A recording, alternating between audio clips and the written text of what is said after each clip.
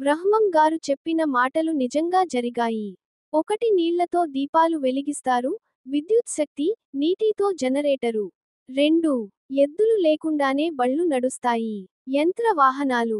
3 కాశీ పట్నం 40 రోజుల పాటు పాడుబడుతుంది. 4 ఒక అంబ, వితంతువు, 16 సంవత్సరాలు రాజ్యమేలుతుంది. ఇందిరా గాంధీ.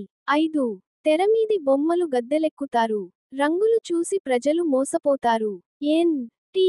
ఆర్, జయలలిత తదితరులు. చలన చిత్రాలు. 6 రాచరికాలు, రాజుల పాలన నశిస్తాయి. ప్రజా ప్రభుత్వాలు. 7 ఆకాశాన పక్షివాహనాలు కూలి అనేకమంది మరణిస్తారు. విమాన ప్రమాదాలు.